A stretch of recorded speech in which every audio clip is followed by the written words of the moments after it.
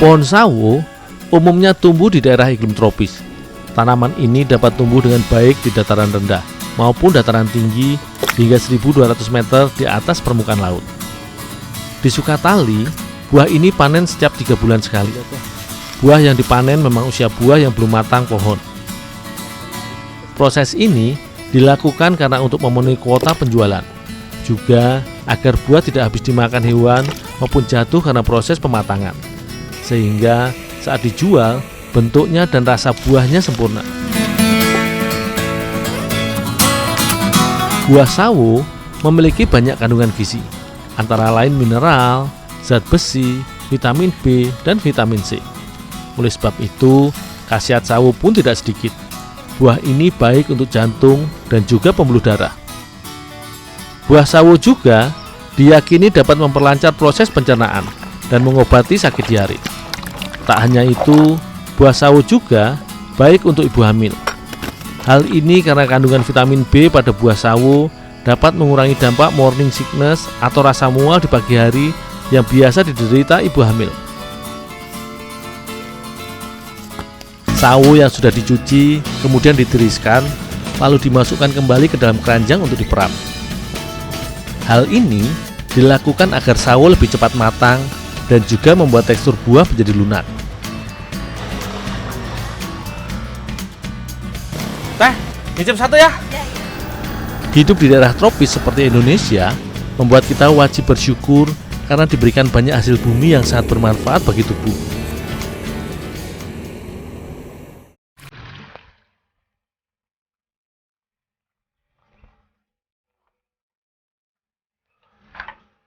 Bu, sawo taruh mana ini, Bu? Taruh aja di situ dulu sekalian kupas. Oh, ya, Bu. Kota Sumedang, Desa Sukatali, Kecamatan Situraja, terkenal akan produksi buah sawonya. Di desa ini, hampir tidak ada musim bagi sawo. Sawo nyaris selalu ada di perkebunan warga. Pada petualanganku kali ini, aku berkesempatan untuk membuat sayur tradisional khas Sumedang, yaitu sayur lompong. Namun kali ini, panen sawo yang melimpah membuatku ingin berkreasi untuk membuat sayur lompong dari buah sawo. Sebelum diolah menjadi sayur lompong, buah yang populer di negara Asia Tenggara ini haruslah dipotong-potong dan dicuci terlebih dahulu. Buah sawo yang akan kujadikan sayur lompong ini belum terlalu matang, sehingga getahnya keluar ketika sawo dikupas. Sifat getah yang lengket akan mengurangi cita rasa olahan sawo nantinya. Karenanya, sebelum dipotong, sawo haruslah dicuci dan direndam dengan menggunakan air garam. Proses perendaman juga menjadi kunci untuk mengurangi rasa sepat yang ditimbulkan dari sawo yang belum terlalu matang.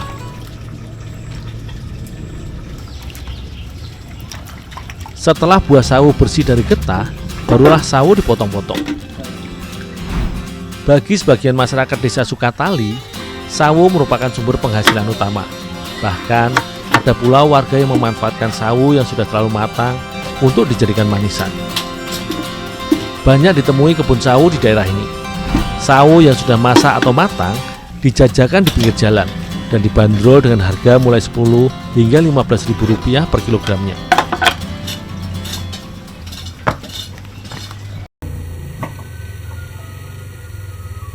Sebagai bahan utama, lompong atau batang talas dipotong-potong terlebih dahulu.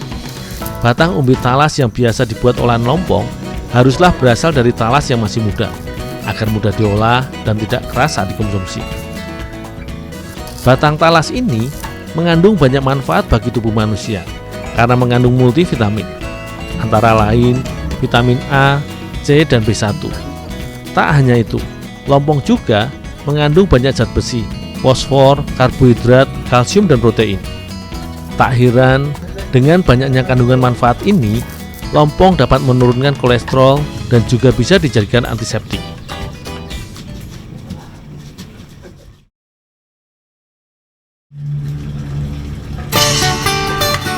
Adapun racikan bumbu yang dibutuhkan untuk membuat sayur ini antara lain bawang merah, bawang putih, garam, dan kemiri. Bahan-bahan ini kemudian diulek hingga halus. Umumnya, cara pembuatan sayur tradisional khas Sumedang ini Mirip dengan cara pembuatan sayur lodeh. Bedanya hanyalah pada bahan utama yang digunakan. Di zaman sekarang, tidak banyak orang yang mengkonsumsi sayur lompong. Dahulu, di Sumedang, sayur lompong merupakan makanan pendamping nasi yang populer.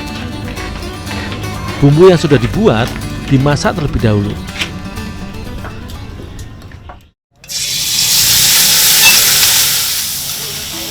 Tak lupa, Ibu Heni menambahkan santan untuk memberikan rasa gurih pada masakannya.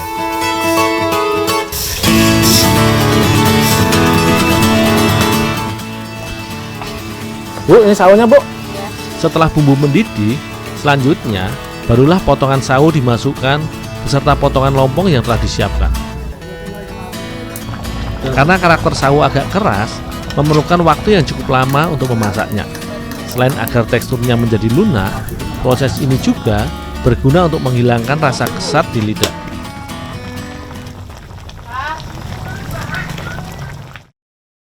Tekstur sawo dan lompong yang sudah lunak berpadu dengan kuah santan ini, menciptakan cita rasa yang nikmat dan juga gurih.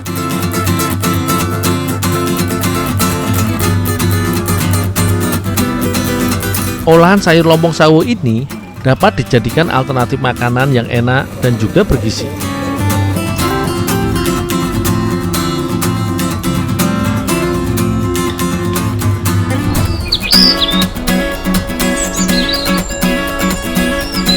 Di Desa Genteng Pacing, Kelurahan Cimamempek, Kecamatan Sumedang Selatan, hawa dingin kota Sumedang langsung menyambut.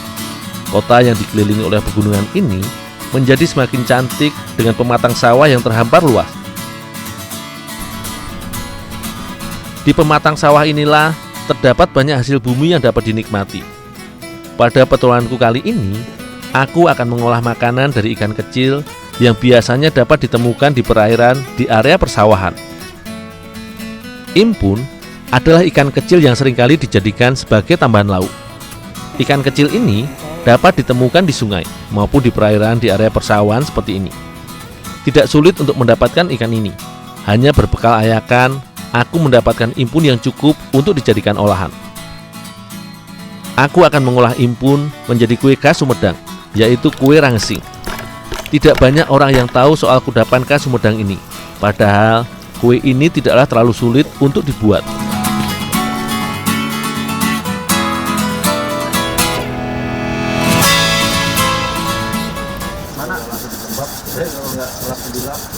Sementara aku mencari ikan impun, Teh Lela menyiapkan santan yang merupakan salah satu bahan untuk membuat kue rangesing.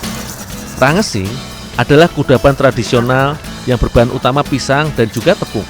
Bedanya, kali ini aku menambah ikan impun untuk dijadikan lapisan dan juga topping untuk kue rangesing. Duh, udah bawa sini, cuci dulu. Ya. Impun sejatinya dijadikan sebagai sambal dan dimakan sebagai teman pendamping nasi. Impun juga biasa dijadikan pepes oleh warga sekitar. Impun yang kudapatkan dicuci dulu sampai bersih sebelum diolah. Walaupun kecil, ikan ini memiliki banyak manfaat. Impun mengandung kalori yang cenderung rendah sehingga cocok dikonsumsi bagi orang yang sedang menjalani diet. Impun juga mengandung niacin yang dapat dijadikan suplemen diet. Selain itu, impun juga dapat mencegah katarak akibat keturunan karena impun mengandung selenium. Ini teh. Tolong diadon ya. Oh, ya teh. Bahan utama rangesing yaitu pisang Ambon yang dikupas terlebih dahulu. Pisang Ambon dipilih karena teksturnya yang lembut sehingga mudah untuk ditumbuk agar lebih mudah untuk diolah. Sebenarnya, untuk membuat rangesing tidak harus menggunakan pisang Ambon. Semua jenis pisang dapat dijadikan rangesing. Hanya saja lebih baik menggunakan pisang yang jenisnya lembut dan tidak terlalu keras agar mudah ditumbuk. Bahan campuran lainnya pun aku gabungkan dengan tumbukan pisang seperti tepung, gula, garam, dan juga santan. Dahulu, kue ini disajikan hanya pada acara tertentu saja. Tapi kini, tidak semua masyarakat Jawa Barat mengetahui rangesing. Semua bahan tersebut diaduk hingga tercampur sempurna dan kalis.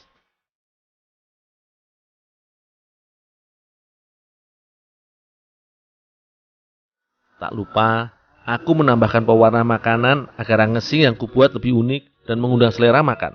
Oleh sebab itu, adonan kubagi menjadi 3.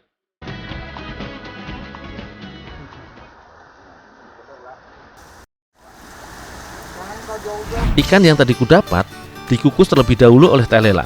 Hal ini agar impun matang sebelum dijadikan campuran rangesing.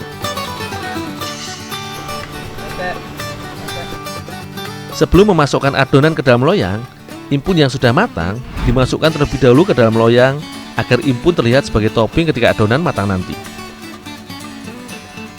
Setelah adonan kalis, dimasukkan ke dalam loyang hingga separuh loyang saja.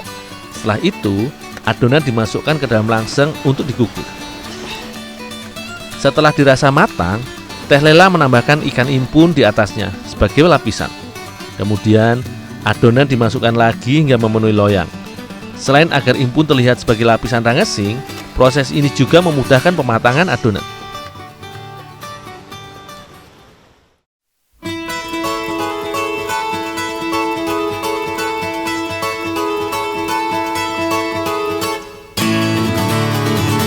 Warna-warni kue rangesing ini menambah selera makanku.